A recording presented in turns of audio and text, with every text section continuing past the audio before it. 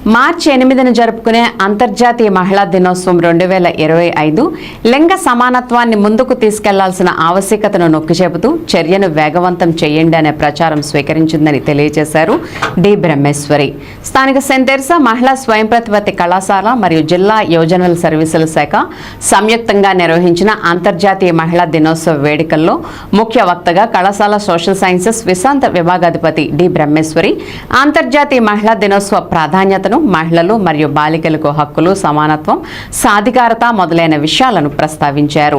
మహిళల పురోగతికి సహాయం చేసే వ్యూహాలు, వనరులను, చొరవలను గుర్తించి వాటిని విస్తృతంగా వేగంగా అమలు చేయాలనే ఉద్దేశాన్ని ఈ సంవత్సరం తెలియజేస్తుందని అన్నారు. విద్యార్థుల్లో పత్రికా రచన మరియు వార్తా రచనపై ఆసక్తిని పెంపొందించడానికి ఒక వేదికగా కళాశాల వార్తా ఛానల్ను ప్రారంభించడం జరిగింది.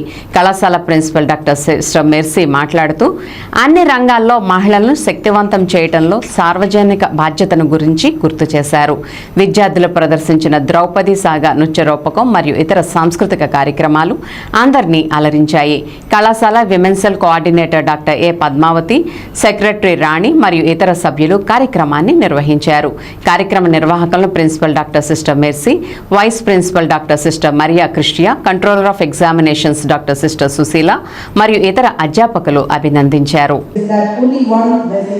You feel proud to be a woman because, as our speakers earlier said, how a woman makes a difference in the society, in the world. And all of you are educated women, not just any woman, educated women. You know the world.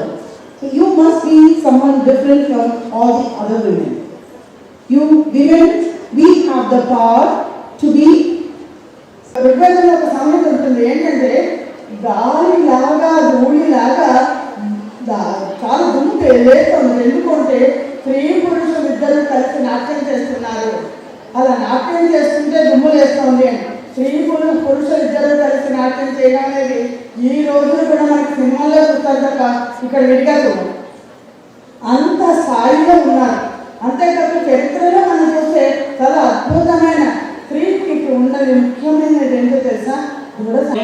Duty officer నేను 5 జిల్లాలు manage చేస్తాను. 5 జిల్లాలు కదా 50 జిల్లాల నుంచి manage చేస్తాను. ఎందుకంటే ఆ డెడికేషన్ ఇప్పటి నుంచి కాదు, నా ప్రిపరేషన్ నుంచి వచ్చింది.